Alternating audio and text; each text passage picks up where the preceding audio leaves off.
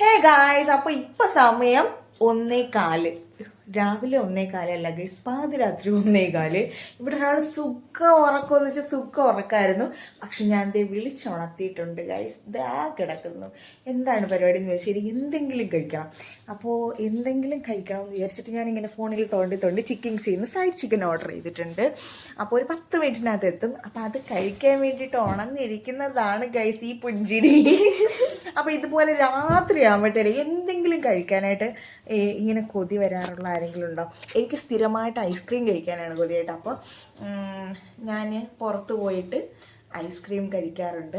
ഇന്നിപ്പോൾ ഐസ്ക്രീം കഴിക്കാനും പുറത്ത് പോകാനും പറ്റിയ സാഹചര്യമല്ലാത്തത് കൊണ്ട് നമ്മൾ ഫുഡ് ഓർഡർ ചെയ്തേട്ടോ. അപ്പോൾ ഫുഡ് വരാൻ വേണ്ടിയിട്ടുള്ള വെയിറ്റിംഗ് ആണ്. ഓക്കെ, തളർന്നു പോയി ഗൈസ്. ഞാൻ താഴെ സ്റ്റെപ്പ് ഇറങ്ങിപ്പോയിട്ട് വന്നതിൻ്റെ ക്ഷീണമാണ്. ഞാനിങ്ങനെ വർത്താനം പറഞ്ഞുകൊണ്ടിരുന്നപ്പോൾ തന്നെ ഫുഡ് വന്നിട്ടുണ്ട് കേട്ടോ. പക്ഷേ എക്സ്പെക്റ്റ് ചെയ്ത വലിയ പാക്കറ്റൊന്നുമല്ല, ചെറിയൊരു പാക്കറ്റാണ് വന്നത്. അപ്പോൾ പെട്ടെന്ന് പോയി വാങ്ങിച്ചിട്ട് വന്നതിൻ്റെ കിതപ്പാണ് ഗൈസ്. അപ്പോൾ ഫുഡ് കഴിക്കാൻ പോവാണ്.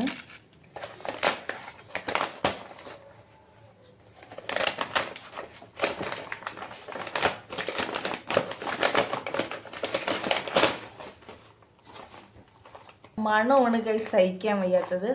കണ്ടോ, വന്നിട്ടുണ്ട്. നല്ല ചൂടുണ്ട്.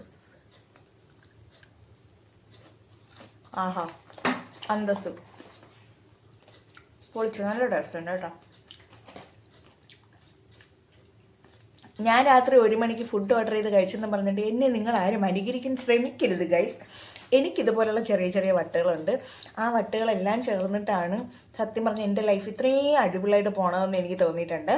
സോ ഇതാരും അനുകരിക്കാനൊന്നും നോക്കരുത്.